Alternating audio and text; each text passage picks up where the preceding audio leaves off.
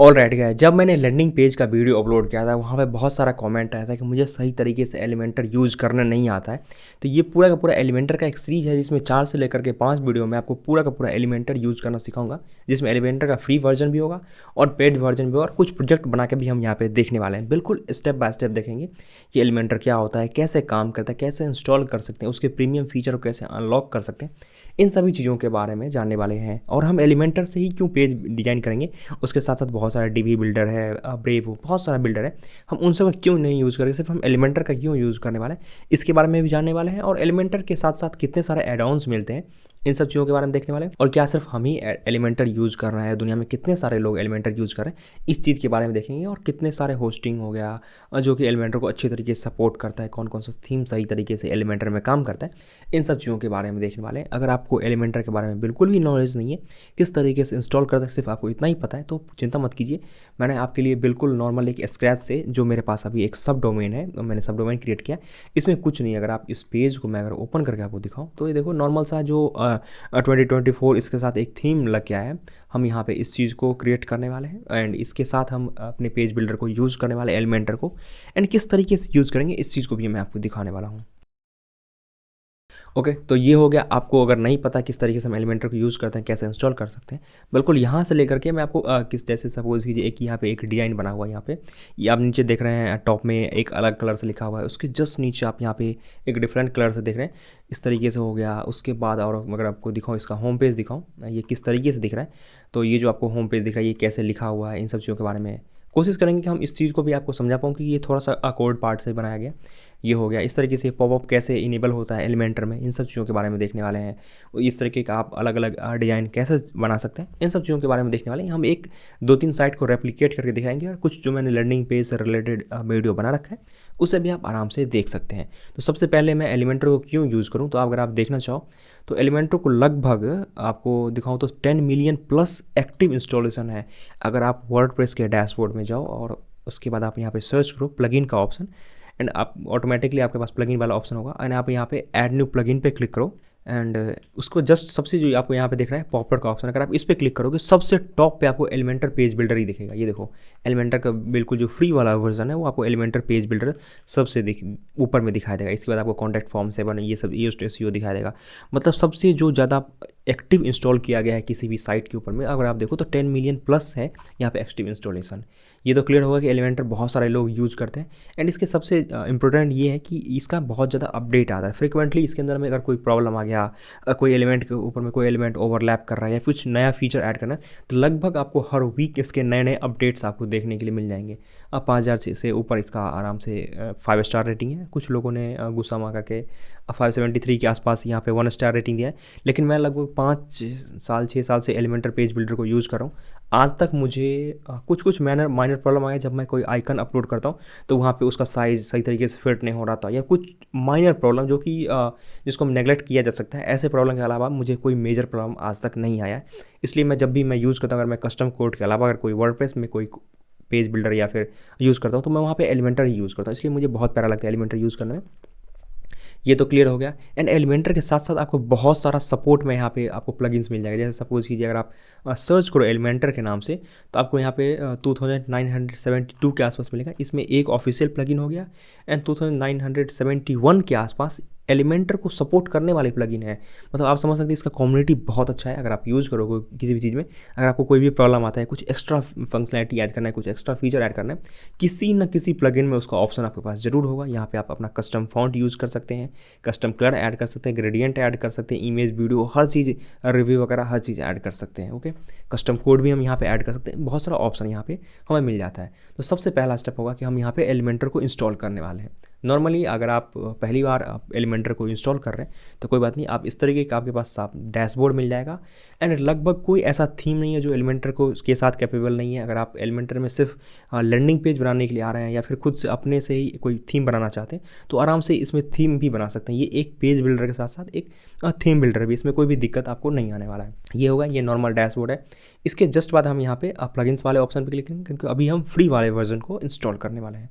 यहाँ मैं add new plugin पे क्लिक करूँगा, एंड ऑटोमेटिकली आपको मैं बताया था अगर आप पॉपुलर वाले सेगमेंट में जाओगे तो ऑटोमेटिकली आपको सबसे टॉप पे एलिमेंटर पेज बिल्डर आपको यहाँ पे मिल जाएगा। मैं इसे यहाँ पे इंस्टॉल कर लेता हूँ, या फिर आप यहाँ पे सर्च भी कर सकते हैं, एलिमेंटर लिखेंगे ऑटोमेटिकली आपको यहाँ पे दिख जाएगा। मैं यहाँ पर नॉर्मली जो पॉपुलर सेगमेंट है वहाँ से इस चीज़ को इंस्टॉल कर लेता हूँ। इंस्टॉल करने के बाद इसके अंदर में बहुत सारा फीचर्स आता है कि उसको कैसे कुछ चीज़ों को इनेबल करना चाहिए, आपको क्या क्या ज़रूरी है, इन सब चीज़ों को हम देखने वाले हैं।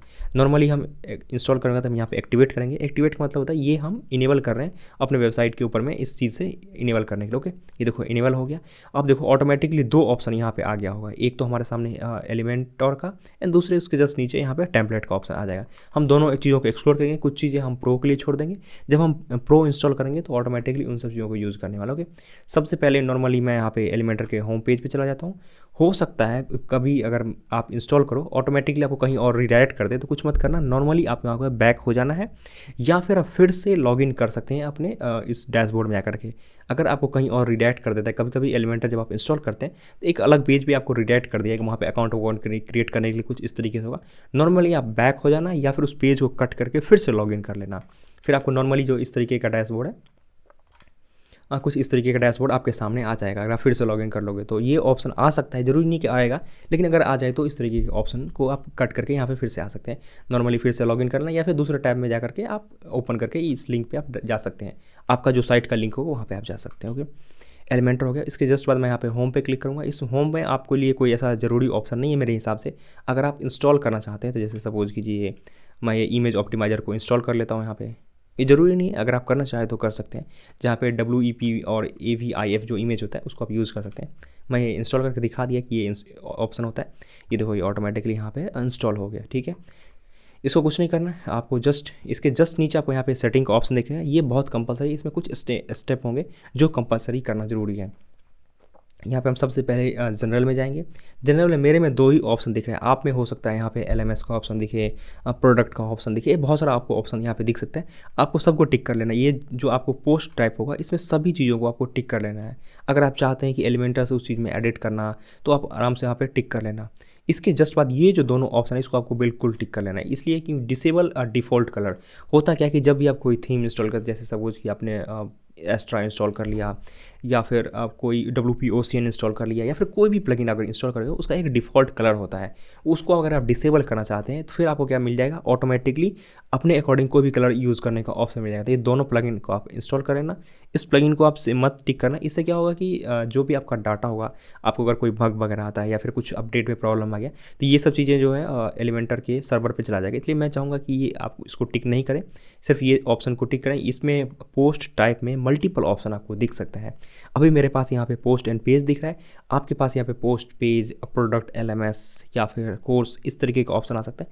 सबको टिक कर लेना। अगर आप चाहते हैं कि एलिमेंटर का यूज़ उस चीज़ों को एडिट करने के लिए करें तो आप कर लेना। ये दोनों ऑप्शन पहला हो गया आपके डिसेबल कर लेंगे। जो डिफ़ॉल्ट कलर होगा आपके थीम का उसको आपको बिल्कुल डिसेबल करना है, क्योंकि आप अपने अकॉर्डिंग कोई भी कलर को फिर यूज़ कर सकते हैं। सभी थीम का अपना एक फ़ॉन्ट होता है, उसको अगर आप डिसेबल करके अपना फ़ॉन्ट यूज़ करना, जैसे सपोज कि मैं पॉपिंस यूज़ करना चाहता हूँ या फिर कोई सेंस यूज़ करना चाहूँ, कोई बोल्ड, इटैलिक, कुछ भी आप यूज़ करना चाहते हैं कोई भी फ़ॉन्ट, तो आप आराम से इसके साथ आप यूज़ कर सकते हैं। इसलिए इन दोनों तीनों ऑप्शन को आपको टिक कर लेना, इसको भी एंड इसको अगर आप टिक करना चाहें तो कर सकते हैं, नहीं करना चाहें तो कोई दिक्कत नहीं है। मैं नहीं टिक करूँगा, आप करना चाहें तो कर सकते हैं। इसका मैं यहाँ पे सेव करूँगा। इसके जस्ट बाद आपको एक और ऑप्शन दिखेगा इंटीग्रेशन का। अगर आप गूगल मैप अपने उसमें इंटीग्रेट करना चाहते हैं अपने साइट के ऊपर में तो आप इस ऑप्शन को इनेबल कर सकते हैं। मेरे पास कोई ऐसा, मैं सिर्फ नॉर्मल देख रहा हूँ कि एलिमेंटर किस तरीके से यूज़ करते हैं, इसलिए मैं इस ऑप्शन को बिल्कुल नहीं कुछ करने वाला हूँ। इसके जस्ट बाद यहाँ पे आपको एडवांस का ऑप्शन दिखेगा। सबसे पहले देखिए ये यहाँ पे स्विच एडिटर लोडर मेथड, इसको मैं बिल्कुल डिसेबल रखना चाहूँगा क्योंकि यहाँ पे बहुत सारा कॉन्फ़िग फाइल वगैरह आ जाता है और आपके सर्वर से मिच मैच होकर प्रॉब्लम आ सकता है। इस ऑप्शन को बिल्कुल आपको डिसेबल रखना है। इसके जस्ट बाद इस ऑप्शन को आपको जो कुछ भी फाइल अपलोड हो जाए जेसन वेसन फाइल में, इससे क्या होता है अगर सपोज कि आपने गलत कोई फाइल इसके लाइब्रेरी में अपलोड कर दिया तो आपके पूरे एलिमेंटर के जो जितना भी पेज बिल्डर है उसको डिसेबल कर सकता है, ख़राब कर सकता है। इसलिए आप इसे डिसेबल ही रहना है, ये बेस्ट रहेगा आपके लिए। इसके जस्ट बाद आपको गूगल फ़ॉन्ट्स, अगर आप गूगल की लाइब्रेरी से कोई फ़ॉन्ट यूज़ करना चाहते हैं इसे आप इनेबल कर दें। ये बहुत इंपॉर्टेंट चीज़ है क्योंकि बहुत सारा जो फ़ॉन्ट होता है हमारे साइट के ऊपर में या फिर जो आपका यूज़र आपका साइट यूज़ करेगा उसके पास नहीं होगा, तो इसलिए आप गूगल फ़ॉन्ट्स को इनेबल कर लें क्योंकि गूगल के सर्वर से फिर फैच होके आपके पास आ जाएगा। उसके बाद यहाँ पे गूगल लोडर का ऑप्शन है, गूगल फ़ॉन्ट लोड का, तो ये बिल्कुल स्वाइप रहने दीजिए। अगर आप यूज़र के डिवाइस में होगा तो लोड हो जाएगा, वरना गूगल के सर्वर से मैच होकर आपके पास आ जाएगा। तो ये स्वाइप बिल्कुल परफेक्ट ऑप्शन है। इसके बाद इन दोनों ऑप्शन को आपको यहाँ पे ये इनेबल रख देना, इसको नो ही करना, ये बेस्ट रहेगा आपको। यहाँ पे आप सेव कर दो। इसके बाद बाकी जितना भी ऑप्शन है वो नॉर्मल सा ऑप्शन है परफॉर्मेंस का, तो ये सब चीज़ें जो नॉर्मल है, इसको हो सकता है ये जो ऑप्शन है आपका कैसे का, ये हो सकता है आपके 12 आवर हो, 1 डे हो, तो आप यहाँ पे 6 आवर या 12 आवर के आप सेलेक्ट कर सकते हैं। मैं यहाँ पे सपोज़ कीजिए मैं यहाँ पे 12 आवर के आसपास कर देता हूँ, एंड इसको अगर आप में 1 ईयर जो भी कुछ हो, आप आराम से 6 या फिर 12 के आसपास इसे आप सेलेक्ट कर सकते हैं। ओके, मैं यहाँ पे 12 आवर को सिलेक्ट करके इसे सेव कर देता हूँ। ओके, इसके बाद देखो तो काफ़ी सारा फीचर का ऑप्शन है। ये जितना भी ऑप्शन है सबको यहाँ पे डिफ़ॉल्ट ही रहना है, क्योंकि डिफ़ॉल्ट ऑटोमेटिकली सबसे परफेक्ट सही तरीके से काम करता है। मैं यहाँ पे इसे डिफ़ॉल्ट ही रहने दूंगा, ये बहुत प्यारा चीज़ है, तो इसलिए जितना भी चीज़ें हैं वो सारा डिफ़ॉल्ट रहेगा। एंड यहाँ पे हम ऐसे सेव कर दें। ये तो बेसिक सा ऑप्शन हो गया एलिमेंटर के अंदर में, जब आप पहली बार यूज़ करेंगे तो उसके बाद जितना भी बहुत सारी चीज़ें हैं, ये सिर्फ प्रो वाले वर्जन में कस्टम फॉन्ट अपलोड करने का हो गया या फिर सबमिशन हो गया, ये सब जब हम प्रो इंस्टॉल करेंगे तब यूज़ करने वाले हैं। कस्टम आइकन वगैरह होगा, ये सब प्रो वाले में चाहिए, इसे हम छोड़ देते हैं अभी के लिए। ये रोल मैनेजर वगैरह आपके बहुत ज़्यादा काम नहीं आने वाला है, तो इन सब चीज़ों को अभी रहने दीजिए। एंड जितना भी ऑप्शन है सबको यहाँ पे इनेबल कर लेना। ये आप देखो, आप ध्यान से एलिमेंट्स मैनेजर में जितना भी ऑप्शन आपको अभी फ्री वाले वर्जन में मिल रहा है सभी को ऑन करना है, ये नहीं कि किसी को आपको ऑफ कर देना है। एंड जब हम एलिमेंटर प्रो यूज़ करेंगे तब ये ऑटोमेटिकली ये सारा का सारा जो ऑप्शन है ये इनेबल हो जाए, तो इसे आप अभी बिल्कुल टच मत करना, इसे नॉर्मल रहने देना। एंड इसके जस्ट बाद आप यहाँ अगर आपको सेव चेंजेस दिख रहा है तो यहाँ पे सेव चेंजेस पे कर देना। बाद बाकी हमने सारा ऑप्शन देख लिया। जो एलिमेंटर में जब फर्स्ट टाइम आप इंस्टॉल करेंगे तो ये ऑप्शन आपके लिए मैंडेटरी है। ओके, तो नेक्स्ट सेक्शन में हम देखने वाले हैं किस तरीके से एक हम पेज को डिज़ाइन करने वाले हैं, किस तरीके से जो हम किस तरीके से बैकग्राउंड कर लेंगे, कैसे हम वहाँ पे फ्री वाला जो वर्जन होता है इस चीज़ को कैसे हम यूज़ कर सकते हैं, इसको हम नेक्स्ट क्लास में देखने वाले हैं।